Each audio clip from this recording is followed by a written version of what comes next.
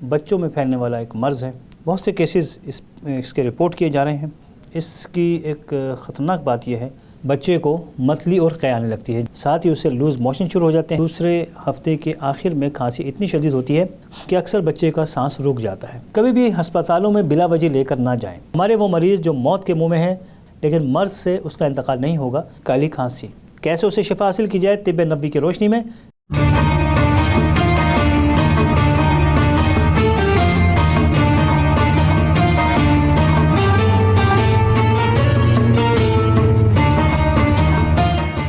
اعوذ باللہ من الشیطان الرجیم، بسم اللہ الرحمن الرحیم۔ محترم ناظرین و سامعین، السلام علیکم ورحمۃ اللہ۔ طب نبوی صلی اللہ علیہ وآلہ وسلم کے اس پروگرام میں آج موضوع ہے ہوپنگ کف، کالی کھانسی، اور یہ عام طور پر بچوں میں پھیلنے والا ایک مرض ہے۔ اس پر آج گفتگو کریں گے، اور آج کل اس مرض کی ذرا شدت بھی موجود ہے۔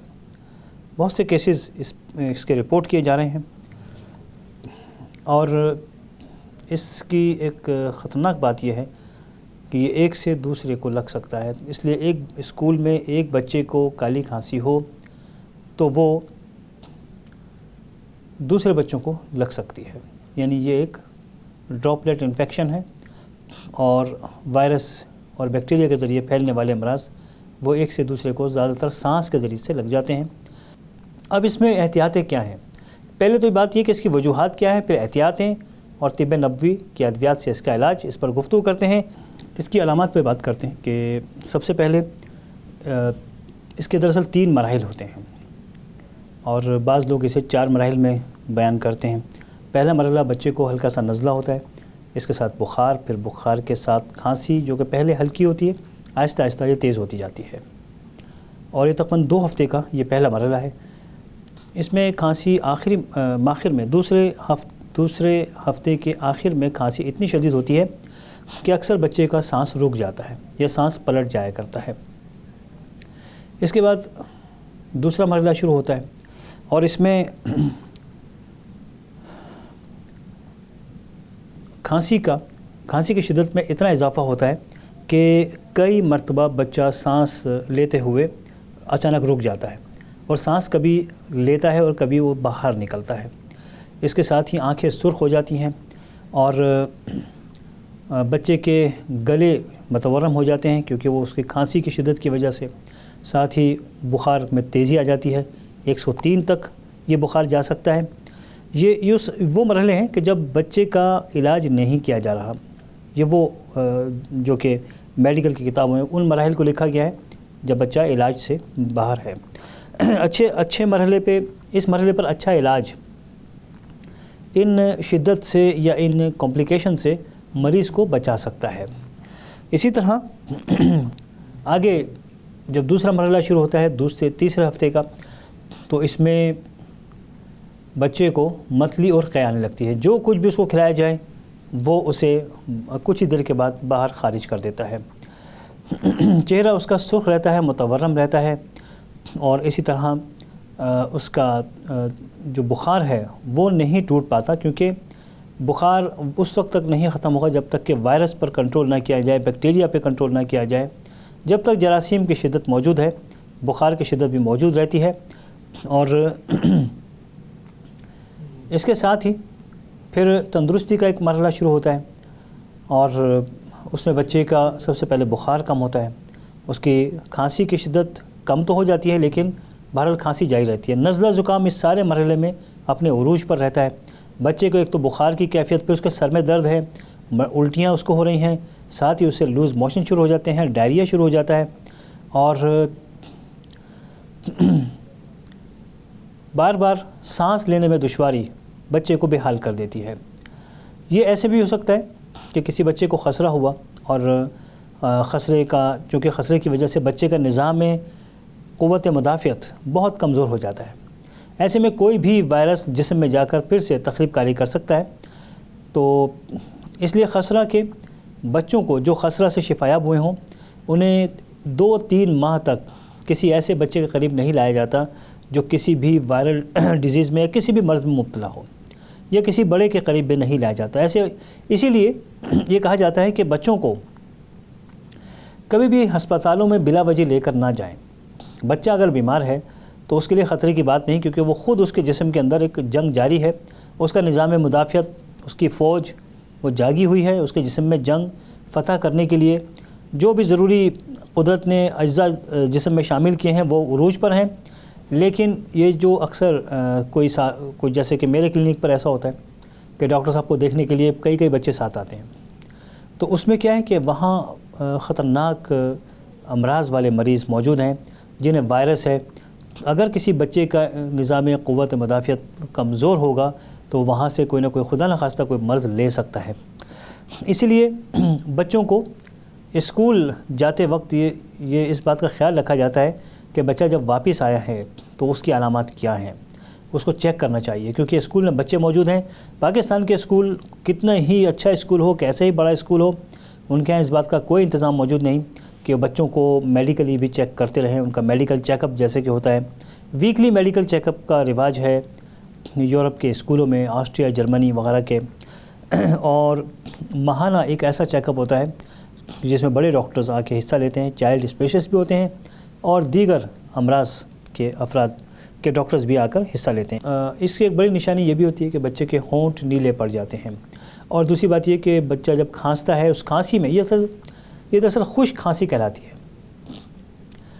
اور اسے کالی کھانسی اسی لیے کہا جاتا ہے کہ یہ بے حال کرتی ہے اور یہاں تک کہ سانس تک روک کر. یہ اکثر بچے اگر اس کا شکار ہوں اور ان کا اچھا علاج نہ ہو رہا ہو تو بہت سے بچوں کی واپسی کالی کھانسی سے نہیں ہوتی. تو شاید اسے کالی کھانسی اس لیے بھی کہتے ہوں گے کہ اکثر بچے اس میں انتقال کر جاتے ہیں. تو اس لیے ہم بات کر رہے تھے کہ بچوں کو کسی ایسی جگہ نہ لے کر جائیں جہاں مریض ہوں. بچوں کا اسکول نہیں کراتے تو آپ اپنے طور پر بچوں کا ایک ماہانہ چیک اپ کراتے رہیے بچوں کی علامات پر. اور ایسی کتابیں ملتی ہیں جس میں بچوں کے امراض سے متعلق تفصیل سے لکھا ہوتا ہے. اپنے بچوں میں ان علامات کو واچ کرنا ہوتا ہے، دیکھنا ہوتا ہے، تلاش کرنا ہوتا ہے. تو جب نیلے ہونٹ پڑے ہوں اور کھانسی سے بلغم بھی نہ نکل رہا ہو، ایسے میں یہ کالی کھانسی کی ایک بڑی نشانی ہوتی ہے. آج کل اس کے لیے کوئی ایسا مسئلہ نہیں ہے. جیسے ہی آپ کسی اچھے فزیشین کے پاس جاتے ہیں وہ بتا دیتا ہے کہ یہ ہوپنگ کف ہے اور کالی کھانسی ہے. تو اس لیے اس بیماری سے اب یہ تو بات ہوئی کہ اس کی علامات کیا ہیں، اس کی وجوہات کیا ہیں. لیکن اب ہم بات کریں گے کہ اس کا علاج کیا ہے. اس جیسے دیگر امراض کا علاج کیا ہے. وہ ادویات جو خسرہ میں مفید ہیں وہی ساری ادویات کالی کھانسی میں بھی مفید پائی گئیں. علاج میں کچھ احتیاطیں ہیں. سب سے پہلے تو کہ بچوں کو ایسے ماحول میں رکھا جائے، ایسے کمرے میں جہاں ہوا کی آمد و رفت زیادہ ہو، نہ شدید گرمی ہو نہ بہت زیادہ ٹھنڈک ہو. کیونکہ بچے کا جو جسم کا ٹیمپریچر ہے وہ بھی کم و بیش ہوتا رہتا ہے. ساتھ ہی چھوٹے بچے، انہیں 6 سال تک کے بچوں کو عام طور پہ ڈی پی ٹی کا سرکاری طور پر ایک انجیکشن لگایا جاتا ہے تو وہ لگایا جائے. یہ ایک ویکسین ہے اور اس میں 3 بیماریاں ان سے بچاؤ کے لیے ٹیکے لگائے جاتے ہیں، جس میں کالی کھانسی بھی شامل ہے اور اس میں خسرہ بھی ہے. اس ویکسین کو اگر بچوں کو بچپن میں لگا دیا جائے، 6 سال سے کم عمر بچوں کو یہ لگایا جاتا ہے اور ہر سرکاری اسپتال میں تو یہ مفت ہے. اور جیسے میں نے پہلے کہا کہ اگر بچوں میں اس قسم کی علامتیں پائی جائیں تو انہیں فوری طور سے کسی اچھے فزیشین کے پاس، کسی چائلڈ اسپیشلسٹ جو بچوں کے ماہر ڈاکٹر ہوتے ہیں ان کے پاس لے جایا جائے. جن کی استطاعت نہیں ہے وہ سرکاری اسپتالوں کا رخ کریں، وہاں اس حوالے سے اچھا کام کیا جاتا ہے. طب نبوی سے علاج کی طرف آئیں تو یہاں بہت ہی خوبصورت چیزیں موجود ہیں. کیلے کا پتہ، کیلا جس کی خوشخبری سنائی گئی ہے کہ وہ جنت میں بھی ہوگا. کیلے کا درخت وہ یقیناً جنت میں موجود ہے، دنیا پر بھی ہے، تو اس کی افادیت بھی اسی طرح سے لاجواب ہے.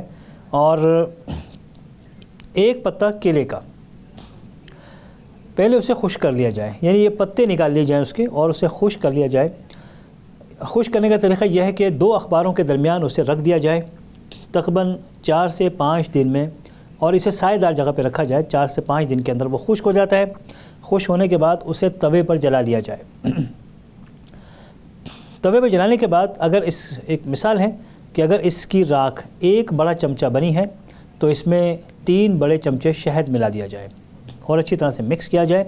اس بچے کو دن میں 4-5 مرتبہ آدھا چائے کا چمچے کے قریب اس کو چٹایا جائے.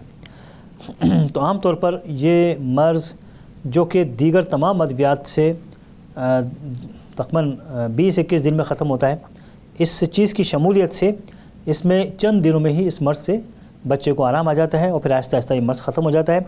ابھی ہم نے ایک نسخہ بتایا جو کہ طب نبوی سے ہے. طب نبوی کے دیگر انتہائی کارآمد نسخے ہیں جو کالی کھانسی میں بچوں کو فوری آرام دے سکتے ہیں، ان کی جان کو خطرے میں جانے سے بچا سکتے ہیں. موت سے تو نہیں لیکن موت کی شدت سے ان کو بچایا جا سکتا ہے. اس میں آپ ادرک کا رس نکال کر، ادرک کا عرق نکال کے یا رس نکال کر استعمال کیجئے. آدھا چائے کا چمچہ اور اس پر 2 قطرے ادرک کا رس. یہ بچے کو صبح اور شام پلائیے. اسی طرح ایک اور نسخہ ہے جو کہ خسرہ میں بھی استعمال ہوتا ہے اور یہی چیز کالی کھانسی میں ہوگی. رائل جیلی کا نسخہ ہے. رائل جیلی اگر خالص میسر آ جائے تو اس کے آدھا چائے کا چمچہ اور اس پر 2 قطرے ٹپکا کر رائل جیلی کو ملا کر بچے کو روزانہ ایک بار صبح اور ایک بار شام دیا جا سکتا ہے 5 دن کے لیے. اسی طرح شہد کی مکھی کا چھتا اسے استعمال کر سکتے ہیں.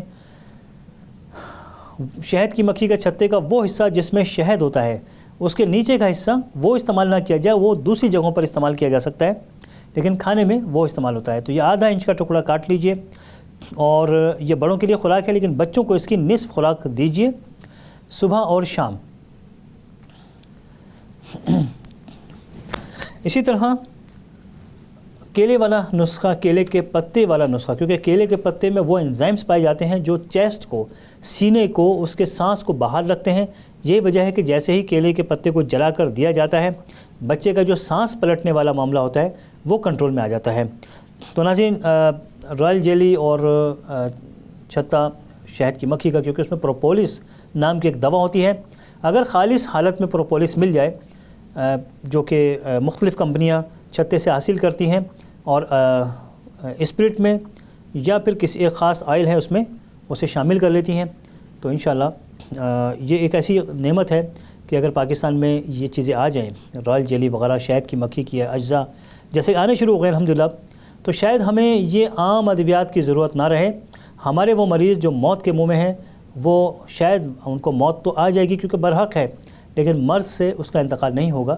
ان ادویات کو سیکھنے کی ضرورت ہے اور ان کو رائج کرنے کی ضرورت ہے. ڈاکٹر ناظر حسین کو اجازت دیجیے. اللہ حافظ و ناصر.